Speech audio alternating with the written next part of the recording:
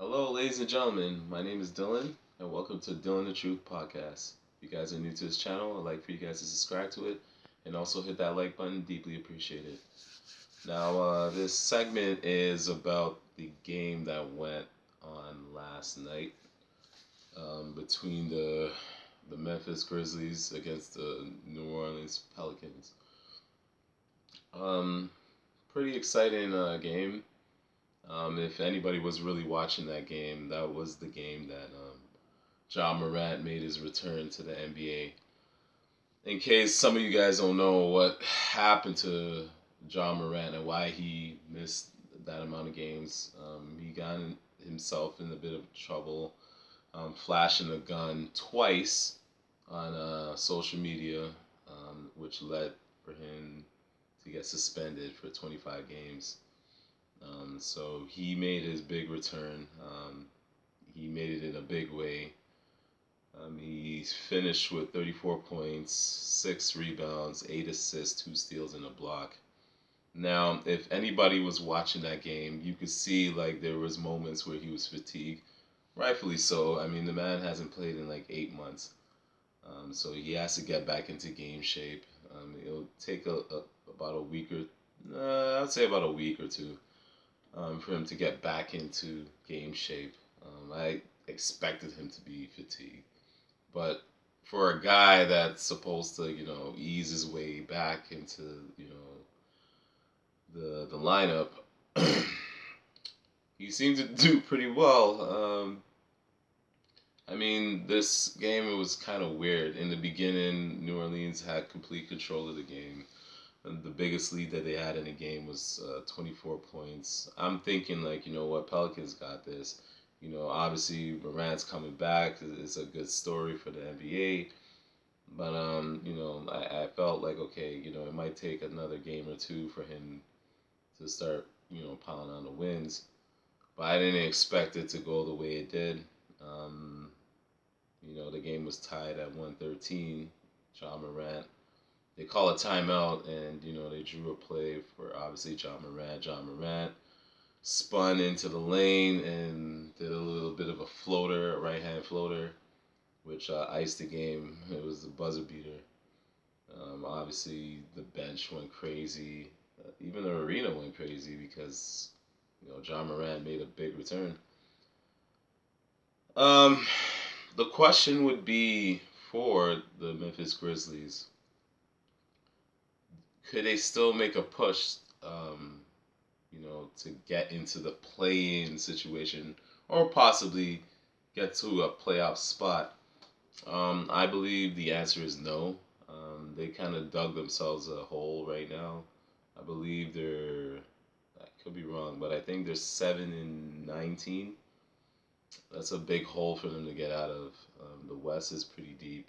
A lot of the teams that's ahead of them are over 500. So they would have to hope for like at least four of those teams to drop, and then they start winning games. I just don't see that happening. Maybe there might be a team that's above them that might dip, and they can maybe catch them, but I just don't see it. I felt like it was a little too late. The damage was already done. For them to make up grounds in the West, it's going to take a miracle. There's too many good teams out there, so every game is important for them. I don't believe like they could probably make a late push, but it might be a little bit too late. They might just miss it by maybe 2, 3 games, something like that. I just don't believe they'll make it, and not just because he's back. All of a sudden, they're gonna make a push. No, because they're missing two key players in Brandon Clark and Steven Adams. These guys are their bigs, and they help the team tremendously. You could go back to last season when they were playing. I mean, the team was a juggernaut. Obviously, they were known for their defense, and Morant was the scorer. Bane is the shooter. JJ is the shot blocker, the rim protector. And then you have other complementary pieces onto the team. Oh yeah, I forgot Dylan Brooks. He was on the team. He was their best perimeter defender.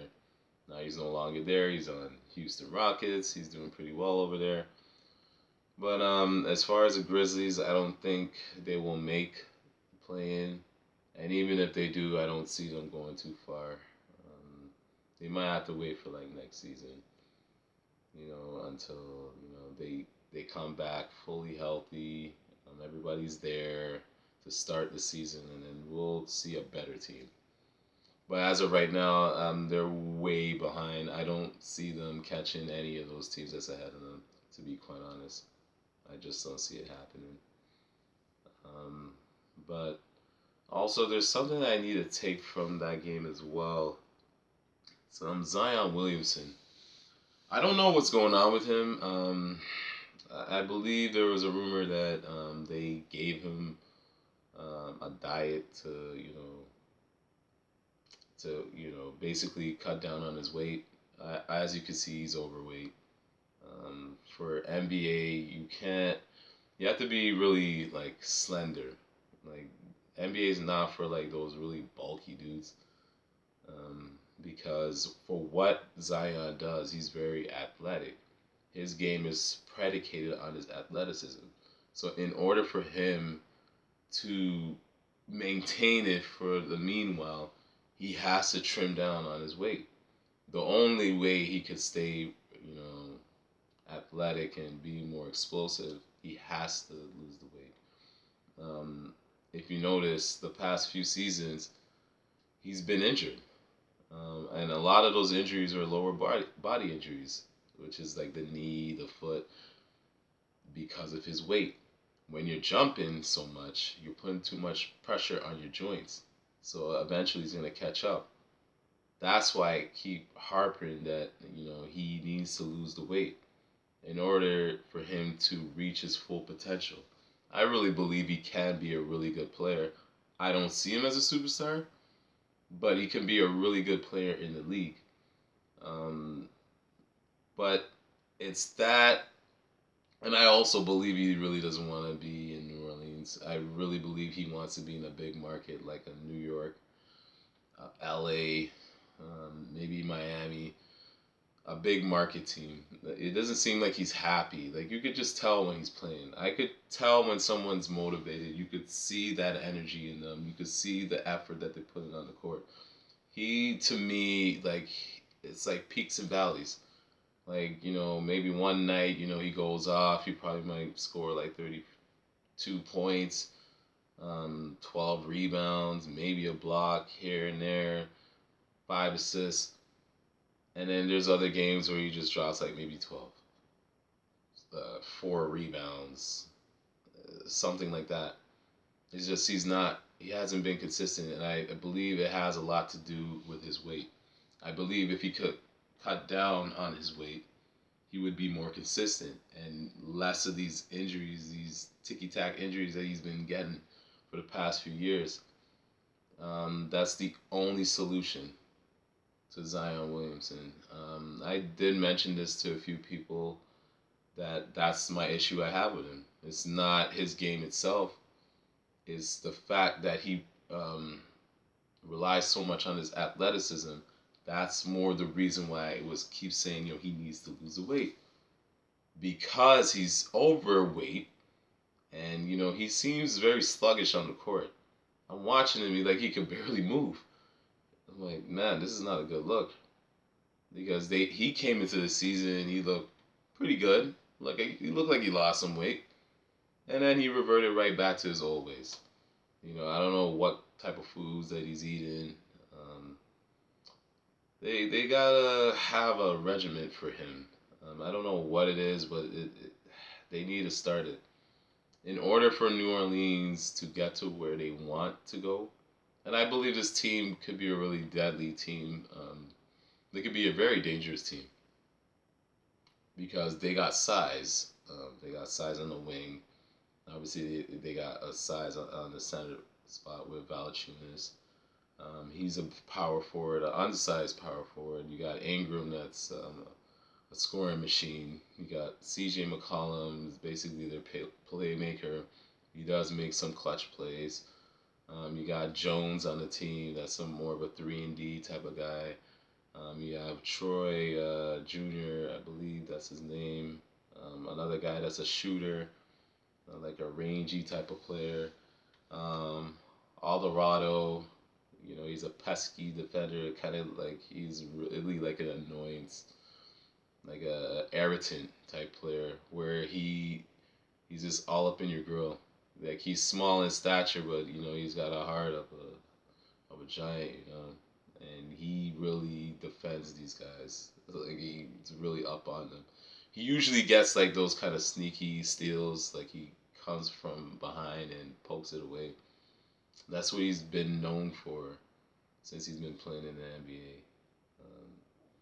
But yeah, that's the situation I have with Zion Williamson. Maybe he's upset that the plays run through Brandon Ingram, because if you notice, if you watch any of their games, all their offense runs through Brandon Ingram, because Brandon Ingram is hands down the best scorer on that team. And then he might be the second option. It could be a toss up between him and CJ McCollum. And that's not a good sign. It based on what people have been telling me that he's supposed to be a superstar, you're supposed to be the first option. And clearly he's not the first option on that team. And this is going to cause problems. This is where the GM of the Pelicans have to really think, like, yo, what should we do with him? Should we try to, trade him for some draft picks or whatnot? Because it just doesn't seem like he's happy. Like he could fool the media and say, "Oh yeah, I'm happy. We got to get better. This and that and the next." He's just saying what everybody wants to hear, but we all know, we can see it. Anybody who truly watches ball for what it is can see this guy does not want to be there. It's quite obvious. But I don't know. We'll see where this goes. I still believe the Pelicans can make the playoffs. How far they go, I'd say the second round. That's the furthest they'll go. But who knows?